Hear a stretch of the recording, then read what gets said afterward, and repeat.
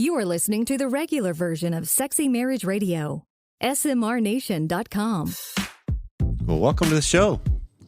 I'm Dr. Corey Allen, and allow me to introduce you to my wife, Pam.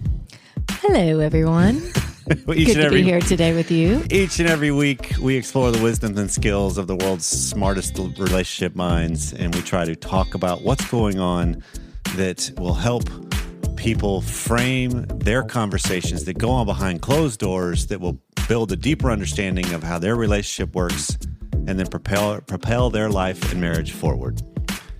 Absolutely. Something we can all benefit from. So if you're new to the show or you're looking for a simple way to tell your friends about the SMR Nation, we highly suggest the episode starter packs. These are collections of our favorite episodes organized by topic, and they give you a taste of everything that we do here on the show. So go to smrnation.com/starter and search, or you can search for our show in the Spotify app. And if you got the feedback, we always like having the nation tell us what's going on in their world. We do. And you can let us know by calling us at 214-702-9565 or email us at feedback@sexymarriageradio.com. Coming up on today's regular free version of Sexy Marriage Radio is a conversation I had with Jay Stringer, where we are talking about his book, Unwanted, How Sexual Brokenness Reveals Our Way to Healing. And correct me if I'm wrong here, we tried not to therapy out in this conversation. I agree with that. I think you did a good job on that. But I do want to forewarn everybody that listens, there is some sensitive topics that get covered in this show. Okay. Because we talk about trauma and abuse and even get into some of the darkness in there. Most of that's in the extended content, but this I was going to say the free version isn't that dark. But this topic is one that it will impact a lot of people. And Jay's work is incredibly beneficial and valuable. And on the extended content, which is deeper and longer and no ads, you can subscribe at smrnation.com/SMR Academy.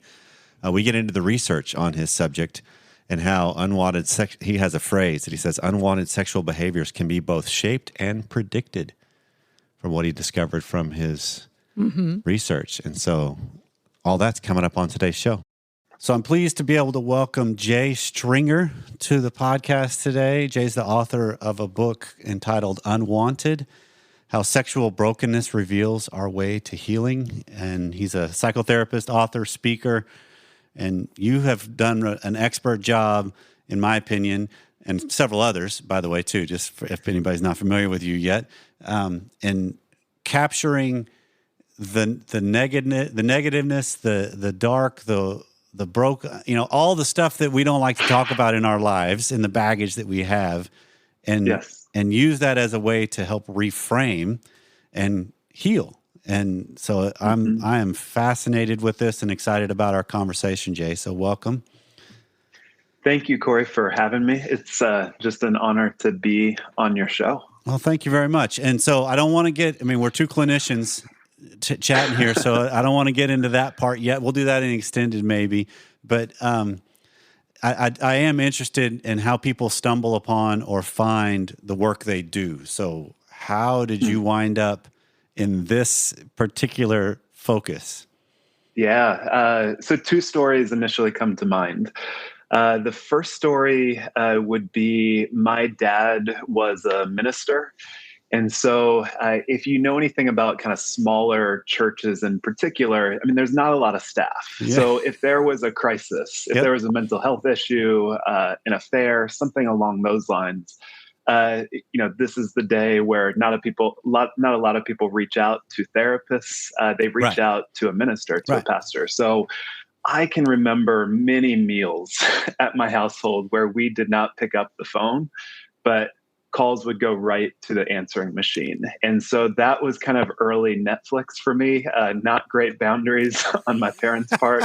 Not at all. Those were some of those initial stories with regard to, whoa, there is an underbelly that people don't talk about when they gather at, whether it's church or just like a baseball game or anything. People do not talk about the heartache and the crises of their lives. So that was kind of just an early window into, wow, there are so many stories that I have no idea about. So that really intrigued me. And there's a lot that would happen after that, where my dad would go and attend to these crises. And then my role in the family was often to check in to see how my mom was doing.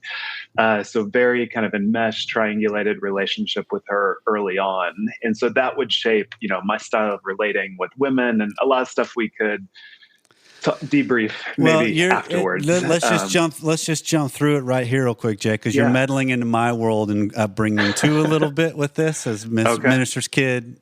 Yeah. So are you really? Oh, yeah. There's a lot of similarities in the story you're sharing and to my experience as well. So, okay. Yes. Yeah. So that shaped, my sense of, wow, there is an underbelly and I have a particular role to play within my family. So we can get into that later. But the second story that comes to mind, and I'll try and make this somewhat abbreviated, but my grandmother, my dad's mom, her name was Dorothy, and she was just a cold steel door of emotion. So a lot of people have warm stories about their grandmother being like their good object growing up. Right. Dorothy was not that person. So I can remember being like 8 years old, and she calls in the middle of January after she had just visited us for Christmas. And she's like, is your dad there? I said, no. Said, Grandma, can I take a message? And she said, yeah, I just want you to know that I was very disappointed in what your family gave me for Christmas this year. Okay. Like, I'm 8 years old. I'm supposed to be saying that to you. So that all happened. And so we were just really intrigued as to like, who is this woman? And so I had made an attempt near the end of her life to get to know her. I had taken her out to a cafe, gave her these 3 skeleton keys for her birthday and just said, each of these keys represents, a lunch, a meal that I want to take you out to learn more about your life. And 5 seconds pass, 10 seconds pass. She says nothing, like nothing. Okay. And I don't know what's going to happen. And she eventually looks down at the box of keys and then shoves it back across the table at me and says, Jay, there are some doors you just don't open. There are some stories you just don't tell. And again, we started doing some digging after she died and found a lot of trauma history that she had never opened up about. And to me, that was in grad school when we had that conversation at the end of her life. And that again opened up this kind of intrigue and fascination with me of like, there are so many of us that feel like there are doors that we can't open and stories we cannot tell. Right. So that's my work as a therapist, as a clinician, is I want to dive into the stories that couples and individuals do not want to tell. And I want to do that much more kind, curious, and efficient than at least I've read what was modeled, in most of the books. Than what was modeled and what's out there. Absolutely. That are out there. So that was the intro to my work, at least as a child, kind of before my professional work began. But that's what created the intrigue and the fascination around why do we do what we do? Yeah. And then, let's start there then, because this is kind of what your book is about too, is, how do we get there? Because it's a far too common occurrence among us. I mean, one of the original co-host I had for Sexy Marriage Radio was a lady named Gina Paris. That she and I were the ones that started this, and she was with me as a co-host for 2 years. And she would have a phrase of, "If we could heal the sexual baggage for God's people, we would heal God's people."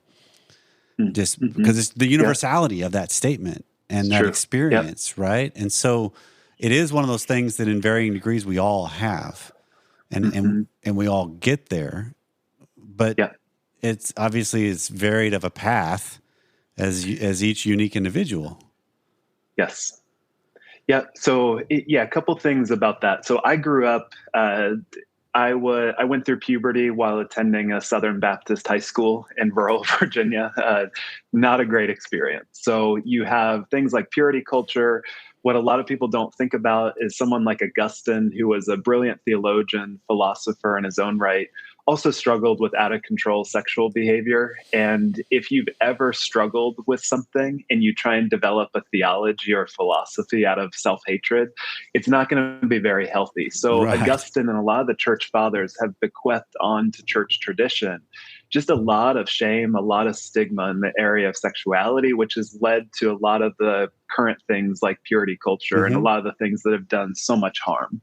And so my assessment of kind of the Christian faith-based world is that they have gone into the direction of lust management.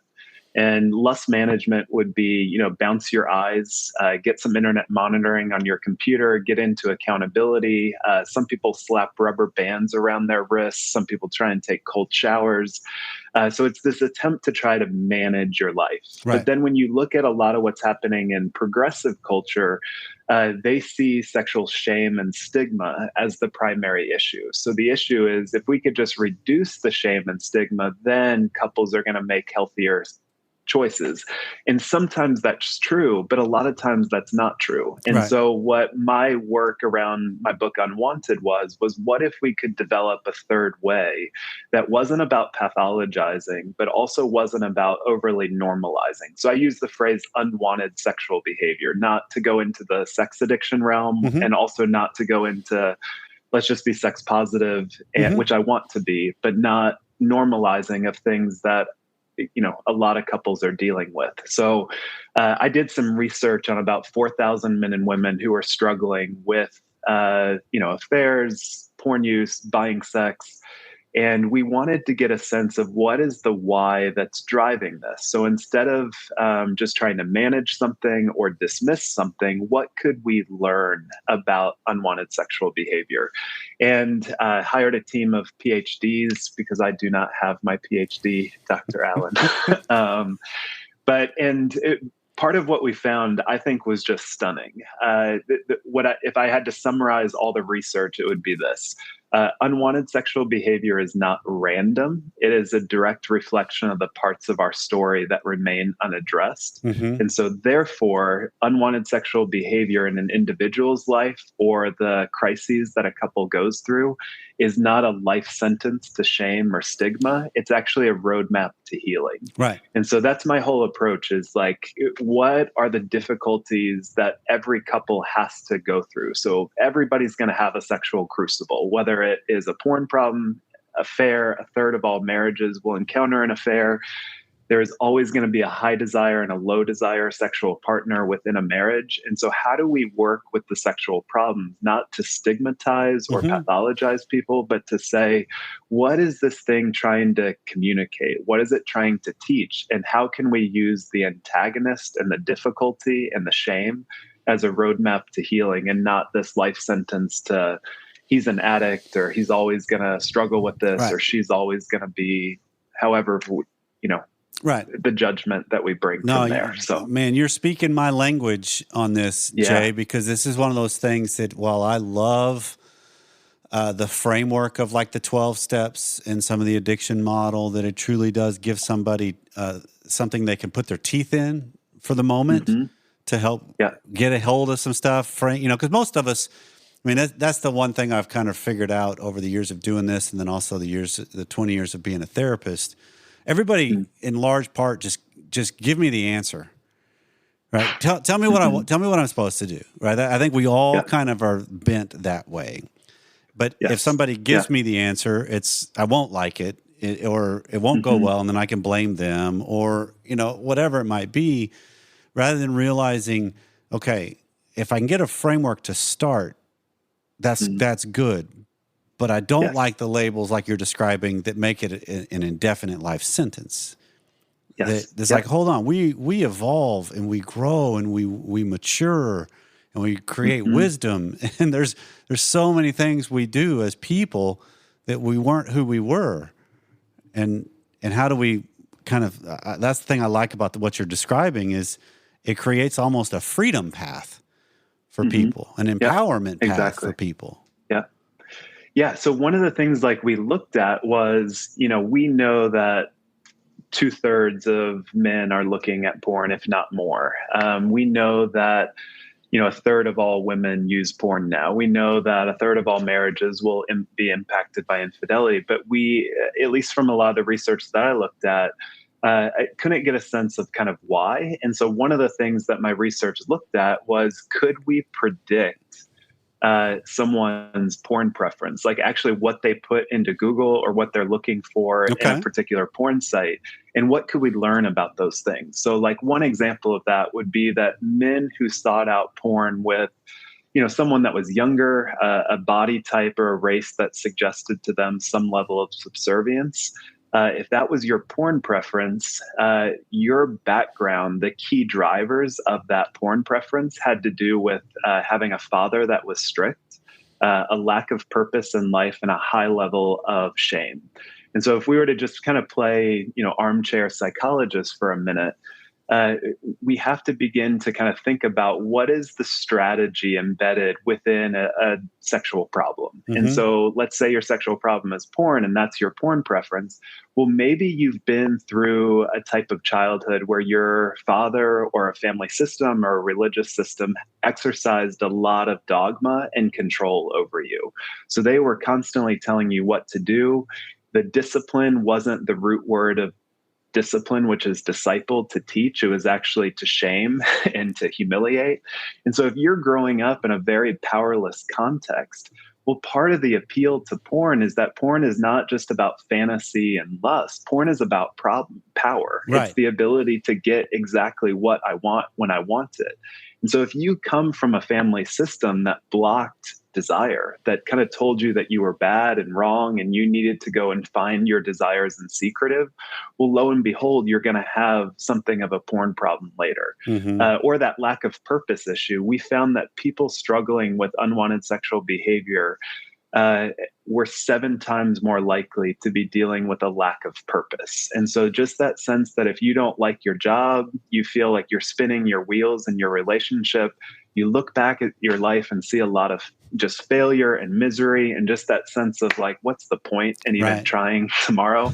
Well, if you feel stuck, you're going to pursue behaviors that provide a temporary relief, but far more, they compound all the original feelings of purposelessness. Because once you are in something of an out of control behavior, it's both comfort for you, but far more, it's the sense of misery. And mm-hmm. I'm never going to be able to get out of this. And so that's what we started learning about, fantasy types, specific decisions that people were making, is that we could learn so much about someone's story based in the type of unwanted sexual behavior that they were choosing. And so that's, just that invitation to how can we be curious about a sexual problem? Yeah. So in some couples, that sexual problem is high desire. Like it's like, I want porn, I want an affair, I'm going to buy sex. In some marriages, there's also a low desire partner, which kind of struggles with hypoactive sexual desire disorder, where I just can't even find desire for mm-hmm. sex. And sometimes those types of couples find each other, and that's the real difficulty and also opportunity for couples is, most of the time they kind of run in packs where there's a high desire, low desire. Yeah, that's that idea of we can look at things in some regards. If we're looking well enough, it'll make sense. Mm-hmm. Right? It's like, oh, okay, yes. I get it. I see how that, and I think it's worth noting, just for anybody that's listening that's not familiar with with research terminology and stuff, that we are kind of, tell me if I'm wrong, Jay, we're talking correlation here, not causation. Because if I was raised by a strict father, that doesn't mean I will X, Y, Z. It just means there's a likelihood or a possibility. That's a factor. Yeah, okay. They're drivers. Yeah, right. Yeah. Yeah, the way that my lead researcher put it is he said, there's a high, correlation between turkeys, hams, and Christmas, but turkeys do not cause Christmas. Correct. So, but you do know that you're approaching Christmas. Yeah, that the holidays are around the corner when you start seeing them more and more. But turkeys do not cause Thanksgiving. Right. So today, Pam, with the sponsors for Sexy Marriage Radio, we are just helping out men everywhere. Manscaped is the long-term sponsor here at Sexy Marriage Radio.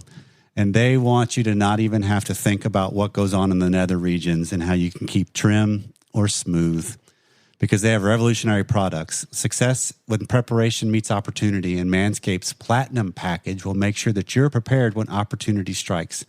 Join the 6 million men worldwide who trust Manscaped by going to manscaped.com for 20% off plus free shipping with our code SMR.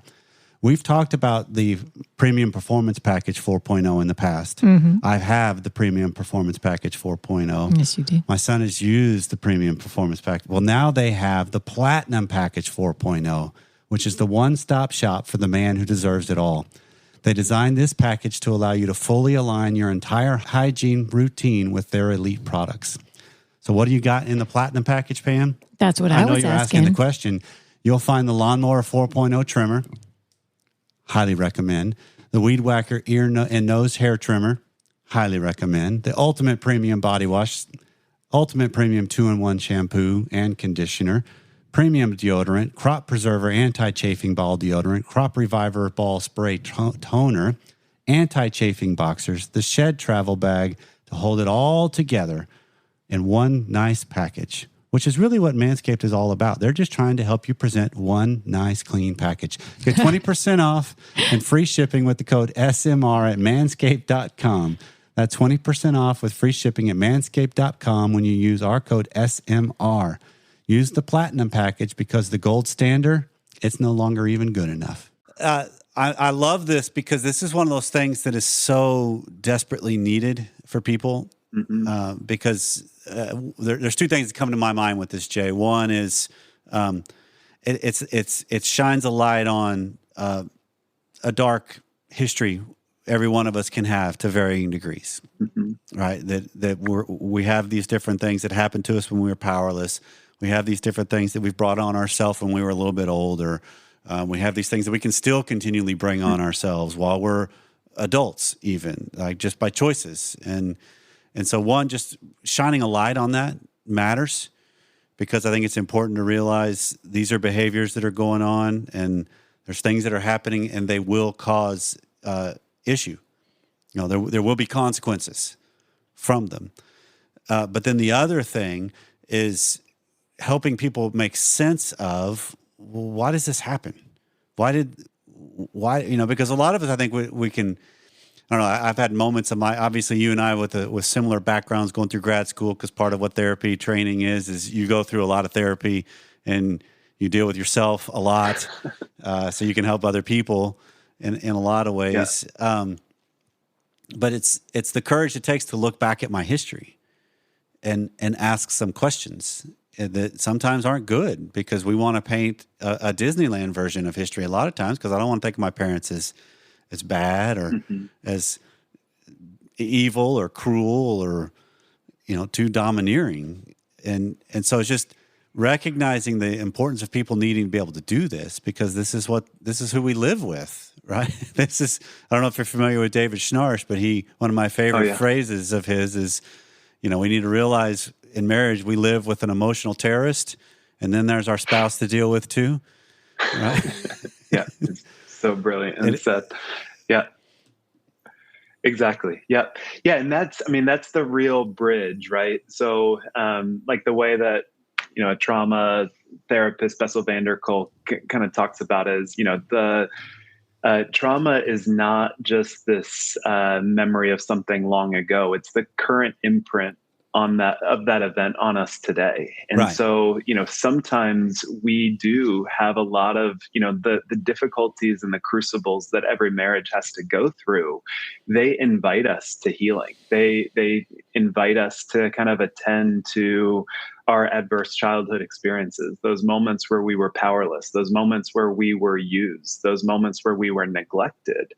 So we need to heal. But, to Schnarch's point and yours, like, we also need to build the bridge between how did these early traumas now influence us to be fairly militant. And I think, Schnarch also uses the term normal marital sadism. One of my favorites. That sense, is that we can become cruel. And that's often, that's the work of both grief and strength. is I need to be able to attend to places where I was used and hurt, but I also need to be able to connect the dots where I learned that something of my own anger could be powerful when I begin to kind of feel backed into a corner with my spouse, or when I want to blame her and influence her to feel a lot of shame for a decision that she made. So marriage is just, it's that razor's edge where you've got to go back to deal with the debris in your story, but you also need to have the integrity to really confront parts of yourself that are not lovely. They're actually mean and manipulative. And the more that I've gone back to address my mother and father's manipulation over my life, and I've seen the impact to that boy, that in a way tenderizes me to be able to kind of get a sense of that's not that I don't want to be something of a militant, dogmatic, and angry husband. I've got some things that I need to confront. So. No, and that's good. And I think every one of us has this work ahead of us. I would jokingly say to people when I get a chance to speak, I realize I'm biased. You would be biased too, that everybody needs therapy because we're all born in families. And every family has varying degrees of dysfunction. Just when you're in it, it doesn't seem like that as much. It just seems like, well, that's just what we do. But then you look back at it, or your spouse points out, you guys are crazy. You realize that? The way you do life, that's crazy, right? Because she's comparing it to how they did life, which then you would say the same thing. Well, you're crazy, honey, because I can't believe you guys do this or that, because it's just, there's so many variations of what we all experience. Yeah, it's so true. Yeah.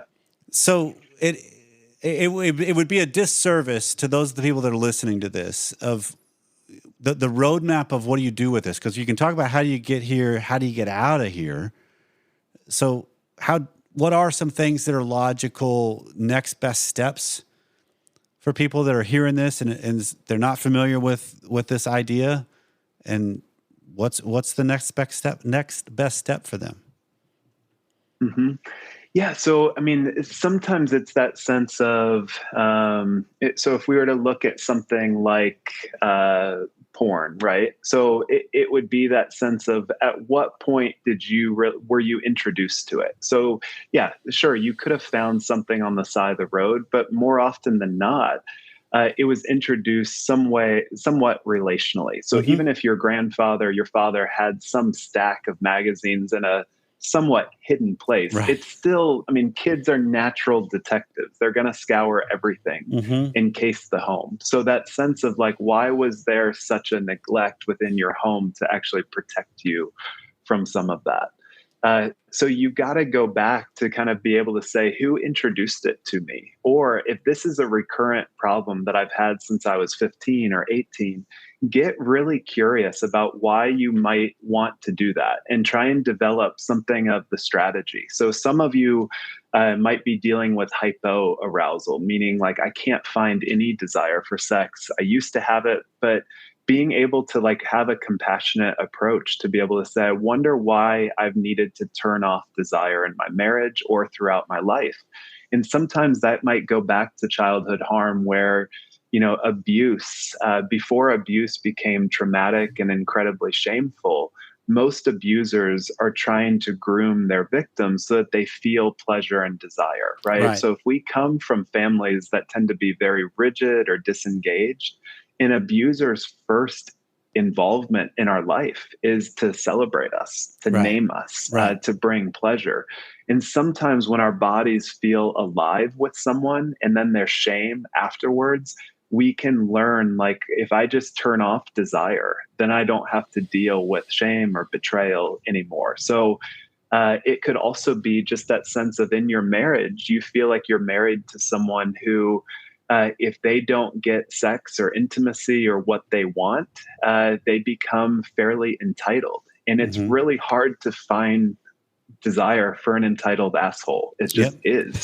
So that sense of, hypoarousal, you need to honor it before you seek to change it and pathologize it.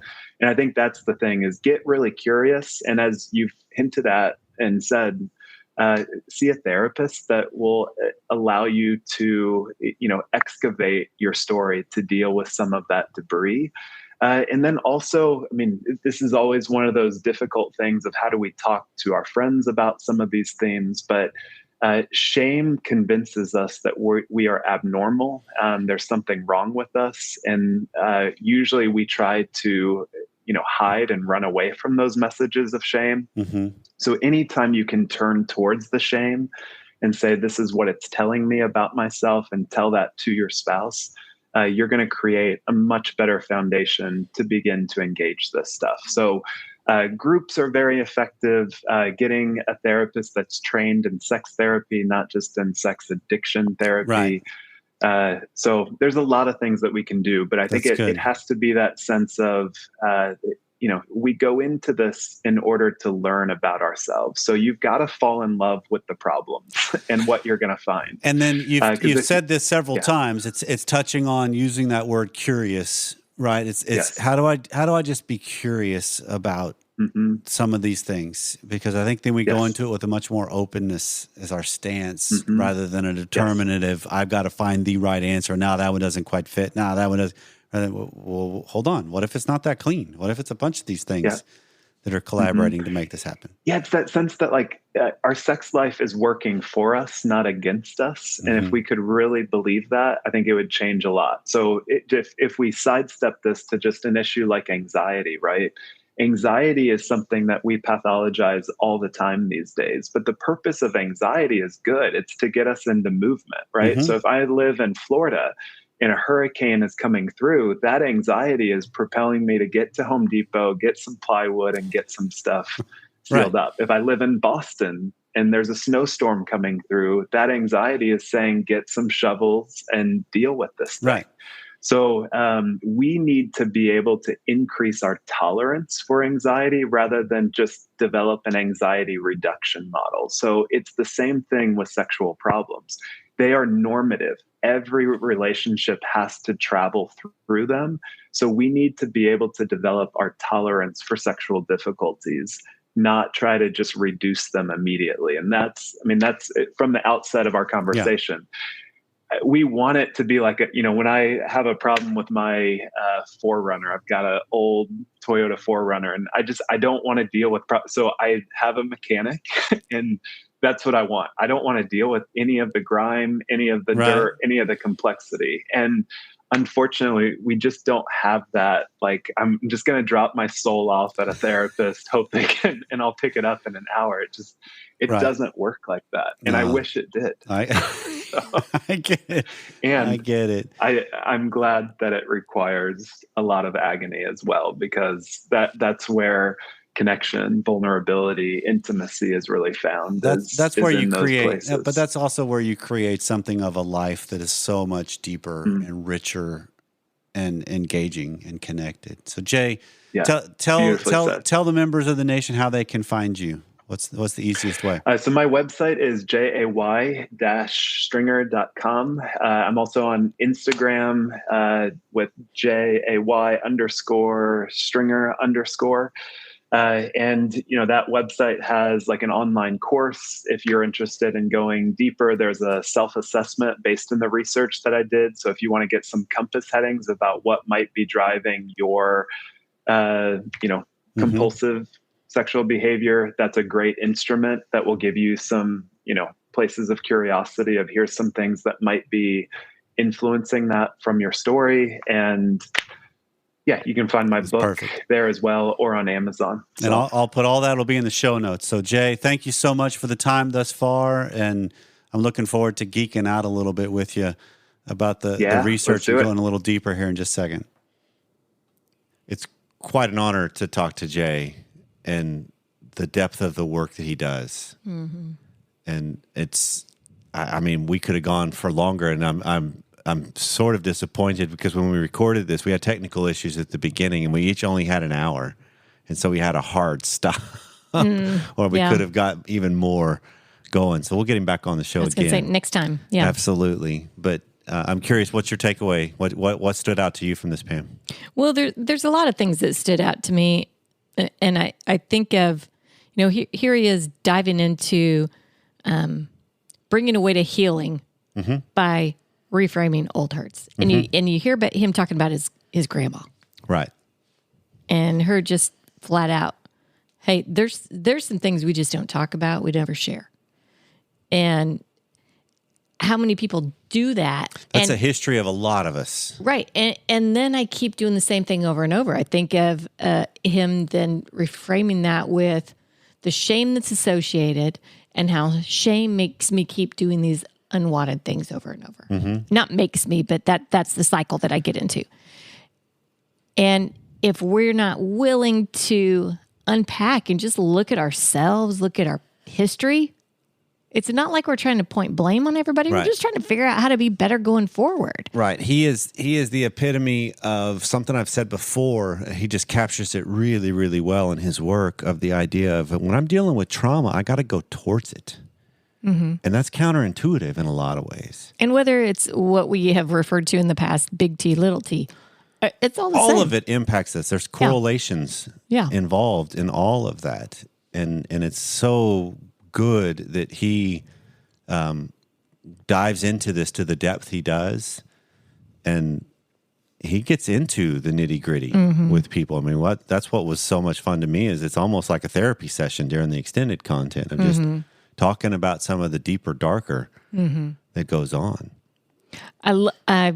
One other thing that I love, especially in today's day and age with anxiety being such a key word, right? And talking about developing coping skills for anxiety. Not that I need to get rid of it. Correct. Because it's always going to be there. Correct. But I think there's so many things that are going on, I mean, in our church, in all kinds of different places, in the schools, that it's like, well, we'll remove your anxiety from things. So everything we're doing is trying to point toward removing and keeping you out of these situations where you might have anxiety. Well, that's where we can grow. That's where we can get bigger and better. So pointing that out, we've got to just figure out how to cope with things quite often. Right. As opposed to just try and not have anything happen that will make us anxious. That's the Schnarchian phrase of, we have to learn to tolerate some discomfort. Yeah. For our growth. We don't just make things go away, because our world is not bubble wrap. Mm-hmm. So it is not a safe place to be, as his work in our lives, anybody listening in the nation can attest to. Mm-hmm. Well, if you like the show, you can help us out by rating and reviewing SMR on Apple Podcasts, Spotify, or however you choose to listen. Your comments help us spread the word about the show and help others frame their conversations about what goes on behind their closed doors. Transcripts of all our shows are available on the show notes on each of the episode's pages. All our advertisers' deals and discount codes are also on each of the episode's pages at smrnation.com. Please consider supporting those who support the show. The greatest compliment you can give us is to share the show with those that you care about, and recommend it to those that may need some healing. We all know some people in our lives, this particular episode, that they've got some things they don't talk about. Mm-hmm. Maybe this is a way in. Remember, we improve those around us when we improve ourselves. So take your first step by applying what you hear on our show each and every week. Thanks for listening, and we'll see you next time.